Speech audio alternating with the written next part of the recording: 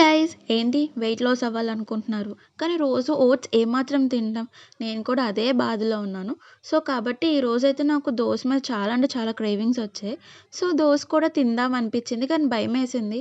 ఎన్ని రోజులు చేసిన కష్టం వేస్ట్ అయిపోద్దా మరి రైస్ ఐటమ్ కదా అని చెప్పి. సో అందుకే దాన్ని బ్యాలెన్స్ చేయడానికి ఆ క్యాలరీస్ని బ్యాలెన్స్ చేయడానికి నేను బీట్రూట్ అండ్ క్యారెట్తో పైన టాప్ చేసుకొని నేను తింటున్నాను అనమాట. ఎందుకంటే మనకి ఫ్యాట్ అన్నది రైస్‌లో క్యాలరీస్ అన్నవి ఎక్కువుంటాయి కదా! ఆ క్యాలరీస్‌ని బ్యాలెన్స్ చేయడానికి మనం ఏదో ఒక వెజ్జీస్‌తో గానీ, ఫ్రూట్స్‌తో గానీ మనం బ్యాలెన్స్ చేసుకోవచ్చు మాట.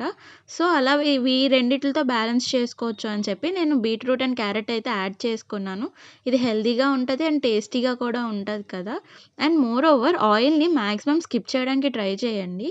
నేనైతే క్రిస్పీ దోసలే చాలా ఇష్టపడతాను. మీకు మెత్తగా దోసలు ఉండడం ఇష్టమా? క్రిస్పీగా ఉండడం ఇష్టమా? నాకు కిందన కమెంట్ చేసేయండి. దోస రౌండ్‌గా రావడం కూడా పెద్ద టాలెంటేనండి. ఈ దోస చూసుకున్నాక నాకనిపించింది వావ్! నేను కూడా ఒక పెద్ద షెఫే అని. అండ్ మీకు రోజు టిఫిన్ ఎవరు చేస్తారో నాకు కిందన కమెంట్ చేసేయండి. వాళ్ళకెళ్ళి థాంక్ యూ చెప్పేయండి. మీకు ఈ వీడియో నచ్చితే please like, share and subscribe to my